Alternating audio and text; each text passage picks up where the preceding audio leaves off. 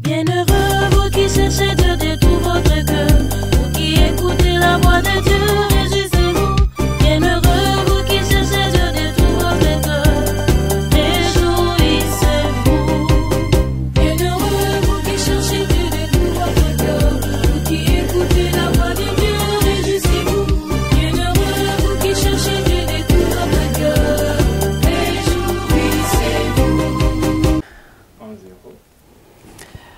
Bonjour, chers frères et sœurs téléspectateurs. Aujourd'hui, nous commençons un cours biblique. Et je suis là pour introduire l'enseignement sur l'Évangile selon Matthieu. Nous savons que cette année liturgique, au cours de cette année liturgique, nous lisons l'Évangile selon Matthieu. Et donc, nous allons progressivement expliquer cet Évangile. Et si vous suivez ces émissions du début jusqu'à la fin, vous aurez un cours complet sur l'Évangile selon Matthieu. Alors, aujourd'hui, c'est l'introduction. Et comme toujours, nous allons commencer par présenter la carte d'identité de l'Évangile selon Matthieu. Donc, ça a été écrit quand, par qui, justement, à qui et où. Voilà, ce sont les 4 questions qui constituent l'identité d'un évangile.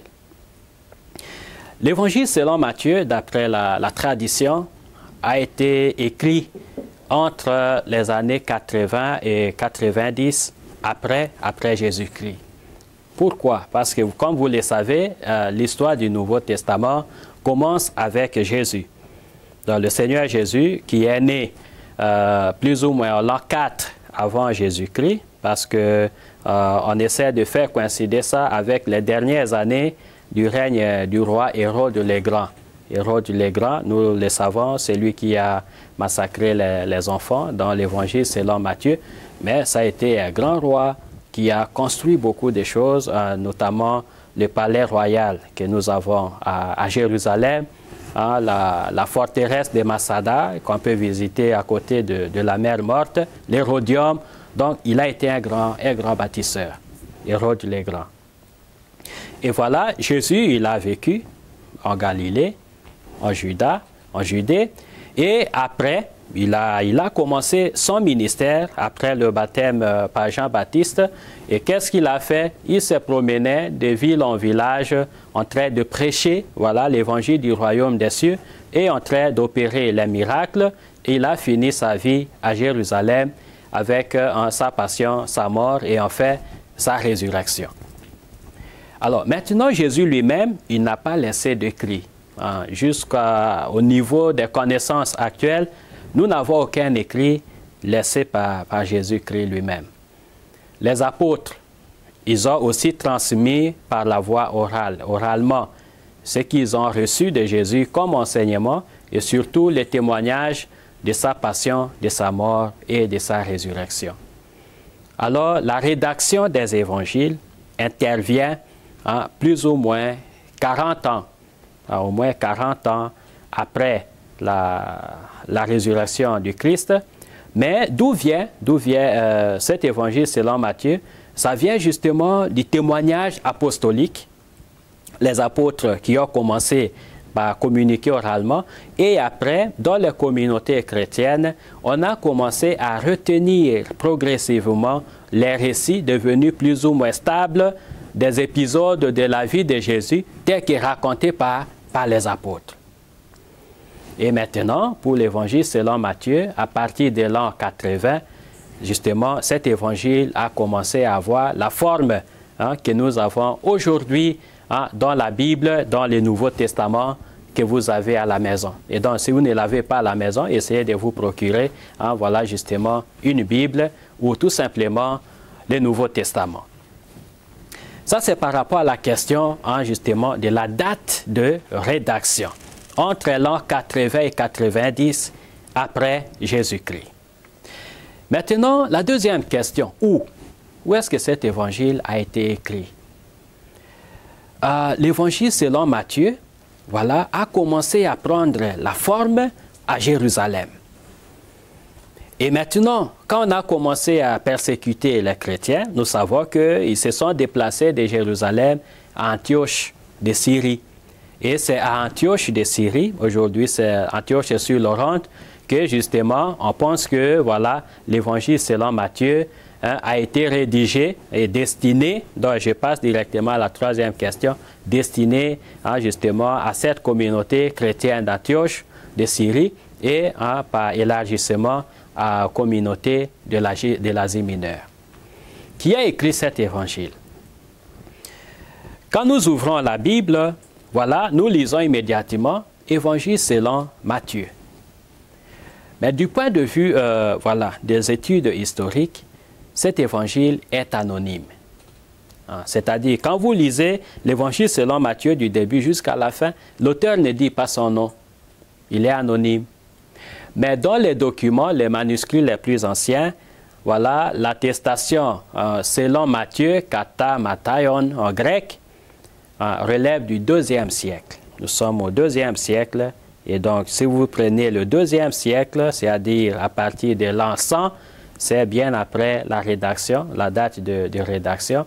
Et on considère que c'est une attribution de la communauté chrétienne primitive qui a attribué ça à l'évangéliste Matthieu, qui aurait peut-être été la source directe du témoignage qui a été recueilli par cette communauté chrétienne. Et donc, Matthieu, c'est l'un des apôtres. Nous savons qu'en Matthieu 9:9, on raconte les récits, on raconte son appel par Jésus-Christ. Il était collecteur d'impôts. Et dans la tradition, il y a le père de l'Église, Irénée de Lyon.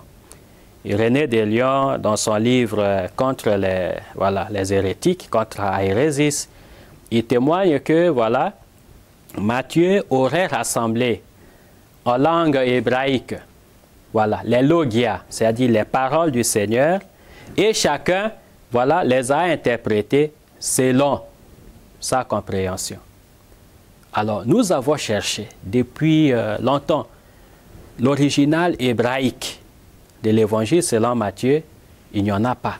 Jusque-là, on ne trouve pas. Alors, on s'est dit, mais sur quoi se fonde ce témoignage de Irénée de Lyon, qui a été publié aussi par Papias de Hiérapolis, c'était père de l'Église, Papias de Hiérapolis, qui est cité aussi par Eusèbe de Césarée, c'est l'évêque de Césarée, justement, qui a écrit un ouvrage important qui nous aide à connaître l'histoire du christianisme primitif. Cet ouvrage s'appelle Histoire ecclésiastique.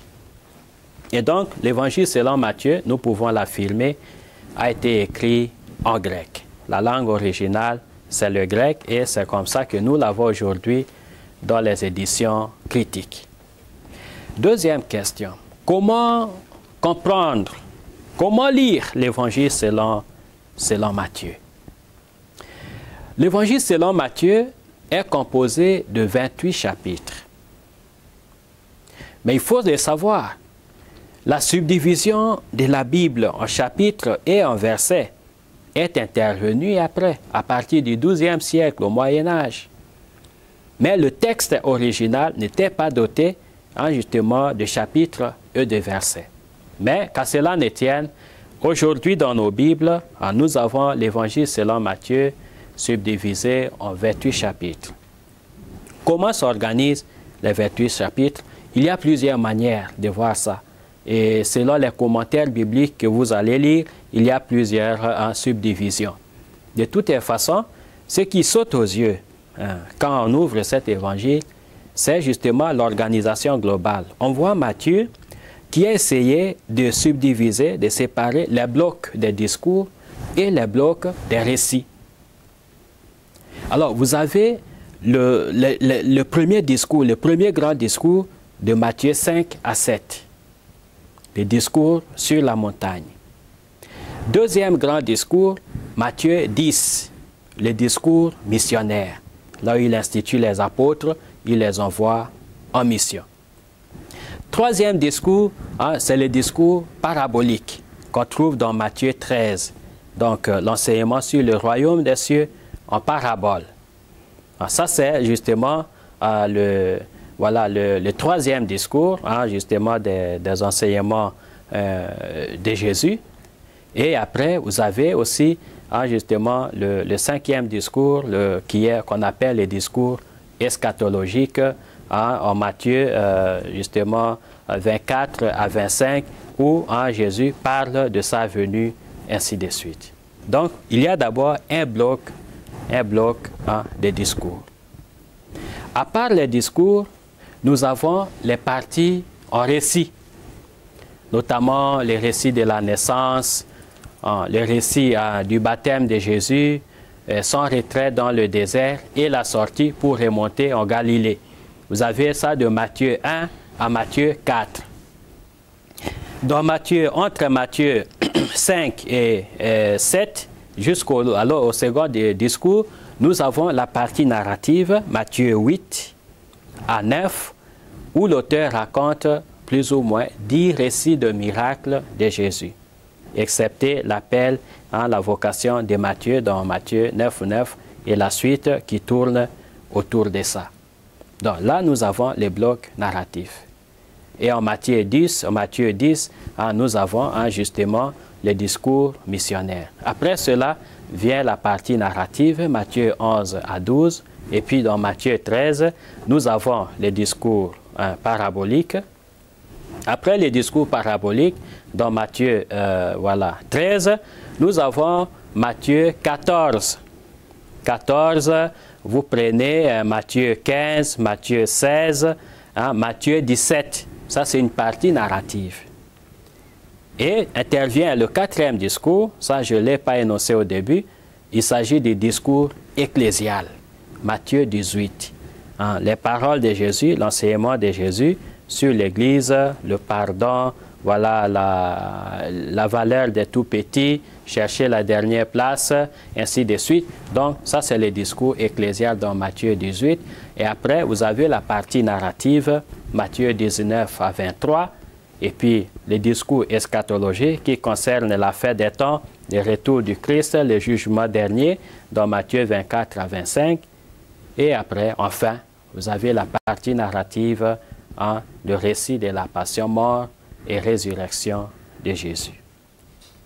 Voilà de manière globale comment on peut approcher à première vue l'Évangile selon Matthieu en distinguant les parties narratives des parties discursives. Cette structure a été proposée autrefois par un exégète, Francis Bacon. Et cela, justement, a aussi orienté les études bibliques sur l'Évangile selon Matthieu. Voilà, après la présentation de Francis Bacon, la subdivision des parties narratives et des parties en discours. Toutefois, aujourd'hui, il y a une nouvelle manière de lire l'histoire de Jésus dans l'Évangile selon Matthieu. On peut considérer trois grandes parties. Il y a d'abord l'Évangile de l'enfance et de la préparation du ministère public de Jésus. Vous pouvez prendre Matthieu 1 jusqu'à 4, 16. Et après cela, nous avons l'histoire du ministère de Jésus en Galilée, à partir de Matthieu 4, 17 jusqu'à Matthieu 16, 20.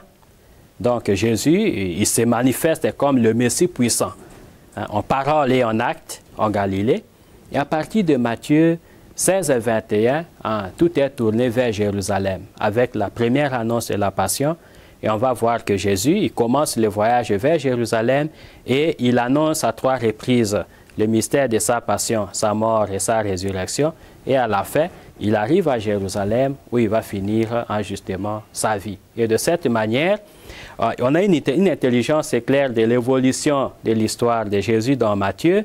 Donc l'enfance, la préparation du ministère, on peut appeler ça la vie cachée de Jésus. Et pour la vie publique, il y a 2 grandes parties, le ministère en Galilée et enfin, justement, la montée vers Jérusalem et la passion, la mort et la résurrection. Ça, c'est voilà, la première séance de cours pour vous aider à entrer en contact avec l'Évangile selon Matthieu. Nous avons expliqué le cadre historique et nous avons aussi expliqué la composition littéraire de l'Évangile selon Matthieu en donnant 2 possibilités de lecture, la distinction des grands discours, les 5 grands discours et les parties narratives, ou bien en prenant 3 moments importants de l'histoire de Jésus, donc la vie cachée, constituée de l'enfance et de la préparation du ministère, la vie publique, notamment avec le ministère en Galilée, et enfin la montée vers Jérusalem, la passion, la mort et la résurrection. Voilà pour aujourd'hui. Et donc, à la prochaine étape, on va passer maintenant à expliquer chaque partie de l'Évangile selon Matthieu en détail. Ne soyez pas étonnés, on va utiliser aussi le grec, le latin, mais chaque fois, on aura l'occasion d'expliquer pour que vous puissiez approfondir votre connaissance sur l'Évangile selon Matthieu. Merci. Bienheureux vous qui cherchez Dieu de tout votre cœur, vous qui écoutez la voix de Dieu, Jésus